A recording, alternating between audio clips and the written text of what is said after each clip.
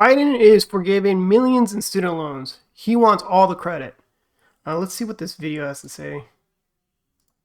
My administration is doing everything it can to deliver student debt relief to as many as we can, as fast as we can.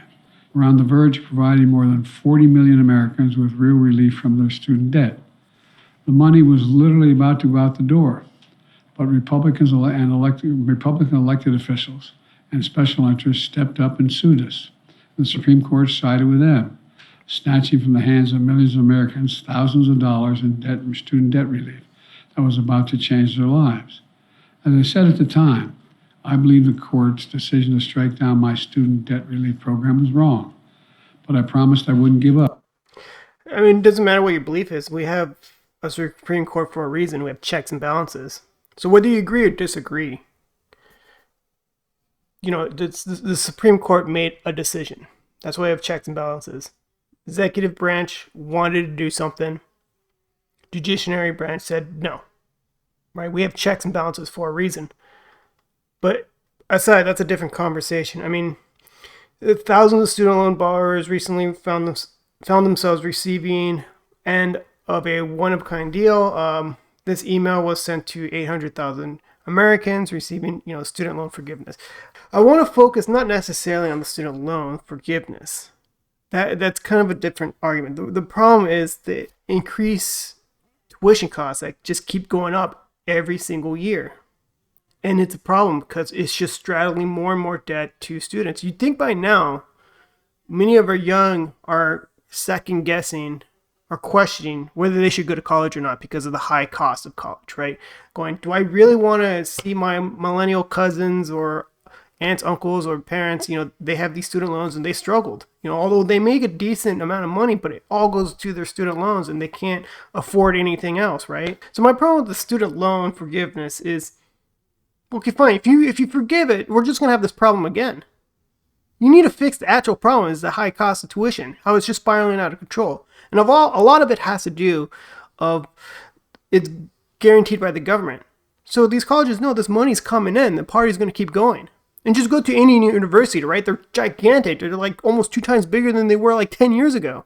I drove by my last university where I got my bachelor's, more than 10, gosh, it's been a while, more than 10 years ago. It's gigantic. There's always a new high-rise up there. It's insane. Okay, I pulled up Bankrate. I find Bankrate pretty credible. They say college tuition costs have increased, with tuition and fees at 4-year institutions climbing from roughly $5,000 a year in 1980 to 81 to $17,250 a year in 2021 to 2022. So that's almost 4 times the cost. Now, did the quality of colleges improve 4 times the amount? Does the pay wage for the college degree go up 4 times the amount? No, it didn't. Not even inflation went up that fast. Yet college tuition costs did. So what I'm most frustrated is that the Department of Education, the Secretary of Education, right, they need to focus on how they can manage the cost of these skyrocketing tuition costs. They're just letting them do it, like go out of control because they know it's guaranteed by the government. So why slow down the party? Why not just keep pushing it, redlining each freaking semester on those costs? Because it's guaranteed, right? Like these student loan free, like get out of here, man. It's not solving the problem. We're going to see this problem again, and then we're going to ask for another batch of student loan forgiveness. This is ridiculous.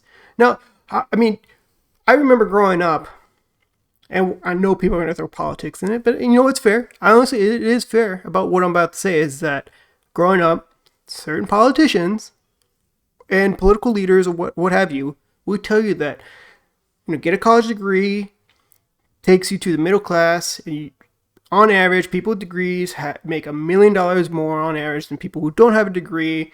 Many of us bought into that. We had access to get into college. A lot of people who went for it, first generations to go to college, super proud.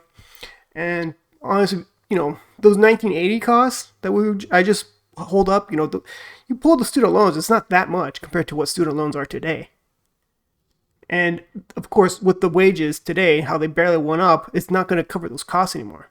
So whenever the monthly bill comes in to pay the student loans, you're barely left with anything else. You barely have any expendable income, especially with today with how high costs of houses are and cars and groceries and everything else, this just adds to the problem.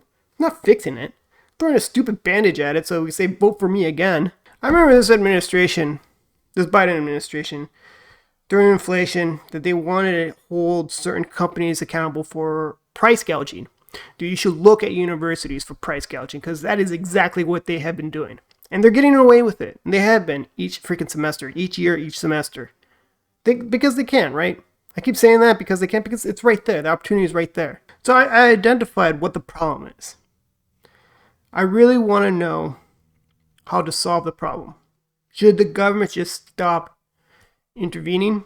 Should the government have really strict amount of money that they loan out, like decrease it? Because all of this is guaranteed, right? That's why tuition is going up. But at the same time, if there is a slowdown on that money coming in from universities, you're going to see all over the news about like this crash in universities. They can't keep up with the payments, and then you're going to have problems with the university sector and public education. That would look really bad, but I honestly think that is going to be necessary, right? Whenever the money stops coming in, then you see, like before, like mortgages, when the money stops coming in from all those ninja loans, right?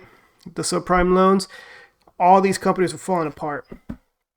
Look bad. A lot of people lost their jobs, whatnot. Now this one is a bubble, right? It's a debt bubble for student loans.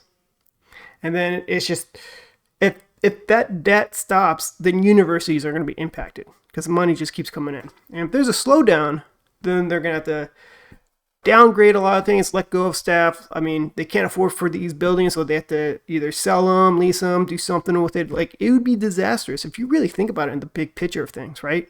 Like, look at the universities today. Look how big they've gotten. It costs so much money to maintain that. So you need that money to keep coming in. If it stops coming in and you have a decrease in that money coming in, how are you going to upkeep that? It's these universities got so big now. New stadiums, new engineering buildings are like 18 stories high, new crazy student housing with crazy tuition costs. So these new buildings you keep seeing put up at these universities, they're not paying it all in cash. They're taking out another loan and making payments for those buildings to be put up there. That's what, and they could keep doing it because there's more student loans keep coming in and they're more expensive, bigger loans, right? So they know they can make the payments and keep adding more. So if there's ever a slowdown on student loans, the amount of loans that come in and how big these loans are, if there's a slowdown, then these universities are not going to be able to make up the payments of these new high rises that they got going on here with these new facilities. And then they're not going to be able to make their payments, and then there's going to be defaults, and then that's where things can trickle out of control. So if there was a stop, yeah, there would absolutely be a crash. Absolutely. Like, there'd be a crazy downside to it. So how do you slow this down? Anyway, that's it. That's all I want to talk about. It's just, I see this all the time. No one's talking about how to fix the actual freaking problem. They just think throwing money at it with a one-time solution. It's not a one-time solution, by the way. Student loan forgiveness. It's going to go on and on and on and on. And I understand the frustration of people who didn't go to college and they have to pay that. It's your tax dollars, right? It's your tax dollars. Or people who did pay their student loans in full, right? And they're like, dude, I never got this wonderful opportunity.